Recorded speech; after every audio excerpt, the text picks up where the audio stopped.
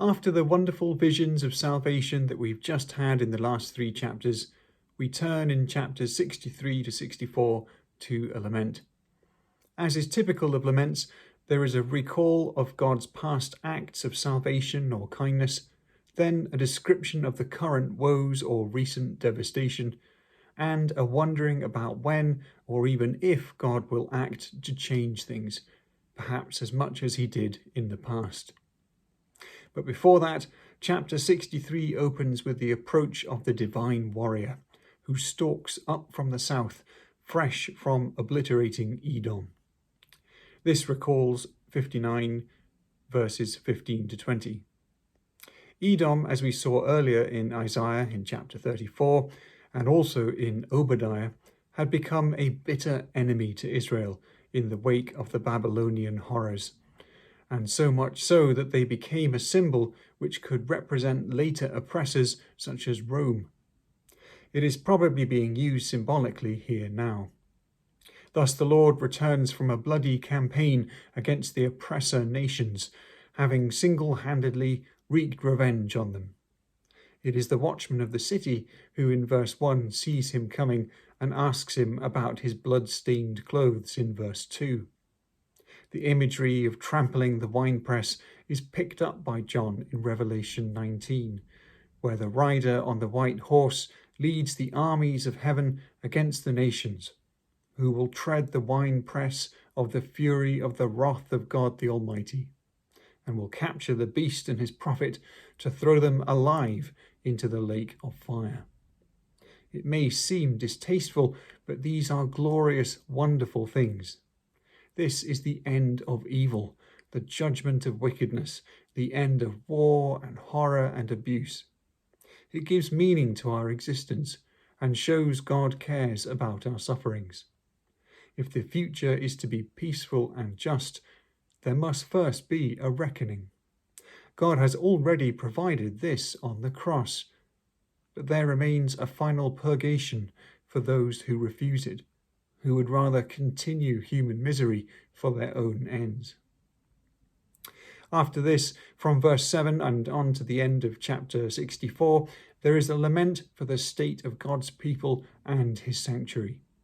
The restoration of the Solomonic temple was completed in 516 BC, so this lament predates that. Verses 7 to 14 describe the Lord choosing Israel as his people, having pity on them and rescuing them from Egypt, leading them out through the Red Sea. This section emphasizes God's personal presence with them, even though he also provided shepherds like Moses. It also features the very rare reference to God's Holy Spirit in the Old Testament, here twice in verses 10 and 11, and also in Psalm 51:11. Verse 10 of our chapter was picked up by Paul in Ephesians 4:30. From verse 15 onwards, we have the petition for God to see and remember and act. The lament complains about the hiddenness of God, but also acknowledges that this is due to their sin. However, verse 17 also seems to imply that Israel blames God for their failings. Has God been too harsh? If he relented, would they change their ways? I think that, in a sense, God is being ascribed as the cause of their sin, but in that mysterious biblical way of understanding God's sovereignty over all things, including evil. After all, God hardened Pharaoh's heart, and God commissioned Isaiah in chapter 6 to preach a message that would not be believed.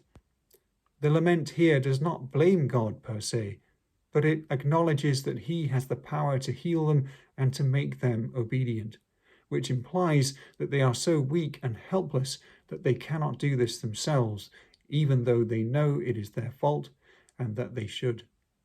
Thus they depend on God, not just for national restoration, but for the healing of their hearts, so that they might be righteous and good again.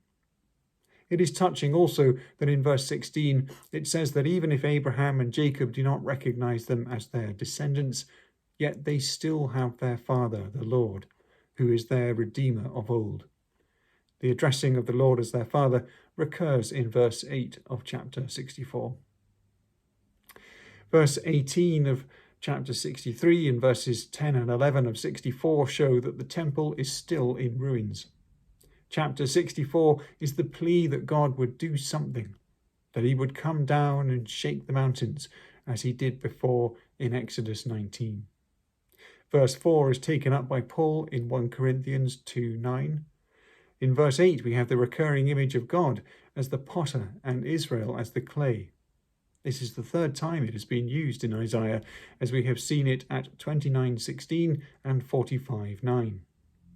Again, Paul uses this imagery in his argument about God's sovereignty in Romans 9.